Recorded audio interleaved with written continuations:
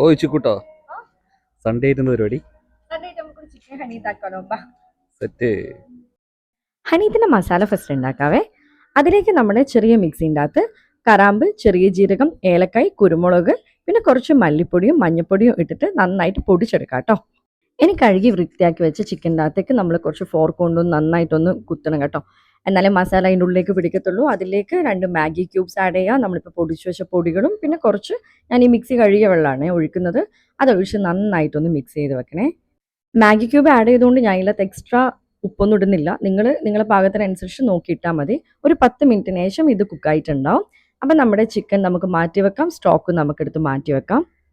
എന്നിട്ട് അതേ പാനിൽ തന്നെ നമ്മൾ കുറച്ചുകൂടി സൺഫ്ലവർ ഓയിൽ ഒഴിച്ചിട്ട് ഈ ചിക്കൻ ആഡ് ചെയ്ത് നമുക്ക് ഇച്ചിരി കുരുമുളക് പൊടിയോ ആഡ് ചെയ്തിട്ട് നന്നായിട്ടൊന്ന് പൊരിച്ചെടുക്കാം കേട്ടോ. അത് മാറ്റി വെച്ചതിന് ശേഷം അതേ പാനിൽ സൺഫ്ലവർ ഓയിൽ തന്നെ ഒഴിച്ച് ഇച്ചിരി ഉള്ളിയും പിന്നെ 2-3 കറുവാപ്പട്ട ഇലത്ത് ആഡ് ചെയ്യുന്നത് നന്നായിട്ടൊന്ന് സോട്ട് ചെയ്തെടുക്കണേ. ഇനി നന്നായിട്ട് സോട്ടായി വന്ന നമ്മുടെ ഈ ഉള്ളിയിലേക്ക് നമുക്ക് കുറച്ച് ഉപ്പ് ആഡ് ചെയ്ത് കൊടുക്കാം കേട്ടോ. എന്നിട്ട് നമുക്ക് തക്കാളി ആഡ് ചെയ്യാം. നിങ്ങൾക്ക് വേണമെന്നുണ്ടെങ്കിൽ തക്കാളി പേസ്റ്റ് ആഡ് ചെയ്യാം. പിന്നെ നന്നായിട്ട് ഒന്നും കൂടി ഒന്ന് വഴണ്ട് വരുന്ന സമയത്ത് ക്യാപ്സിക്കം ആഡ് ചെയ്യാം. പിന്നെ ഒരു ഉണക്ക് നാരങ്ങ ഇട്ട് പിന്നെ ഒന്നും കൂടി ഒന്ന് നന്നായിട്ടൊന്ന് വഴറ്റിയെടുക്കണേ. ഇനി ഇതിലേക്ക് നമ്മൾ ആഡ് ചെയ്യുന്ന നേരത്തെ നമ്മൾ മാറ്റി വെച്ച് നമ്മുടെ ചിക്കൻ്റെ സ്റ്റോക്ക് ആട്ടോ, അത് അളന്നിട്ട് വേണം നിങ്ങൾ ആഡ് ചെയ്യാനായിട്ട്. അതും ആഡ് ചെയ്ത് പിന്നെ നമ്മുടെ അരി ഇതിലേക്ക് ഇട്ട് കൊടുക്കാം. ഞാനിവിടെ യൂസ് ചെയ്യുന്നത് ഇന്ത്യ ഗേറ്റിൻ്റെ സെല്ല ബസ്മതി റൈസാണ്. അതന്നെ നിങ്ങൾ മാക്സിമം എടുക്കാൻ നോക്കുക. അതാകുമ്പോൾ നല്ല ടേസ്റ്റിൽ കിട്ടും. പിന്നെ അതേപോലെ തന്നെ ഞാൻ സ്റ്റോക്ക് ആഡ് ചെയ്ത് അതേ പാത്രത്തിൽ തന്നെയാണ് അരിയും അളന്നിട്ട് ഒഴിക്കുന്നത് കേട്ടോ.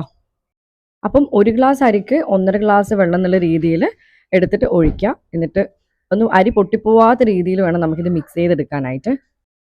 എല്ലാം മിക്സ് ചെയ്ത് വെക്കുന്ന ഈ ടൈമിൽ വേണമെങ്കിൽ നിങ്ങൾക്ക് കുറച്ച് ഉപ്പ് ആഡ് ചെയ്യാം. അത് നിങ്ങളുടെ ടേസ്റ്റിനനുസരിച്ച് നോക്കിയിട്ട് ചെയ്താൽ മതിയേ.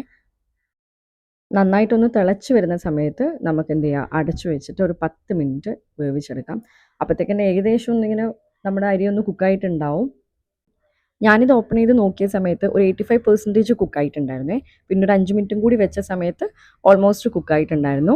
ഇനി നമുക്കിത് മെല്ലെ അരിയൊന്നും പൊട്ടിപ്പോവാത്ത രീതിയിൽ ഇളക്കി മാറ്റിയിടാം കേട്ടോ.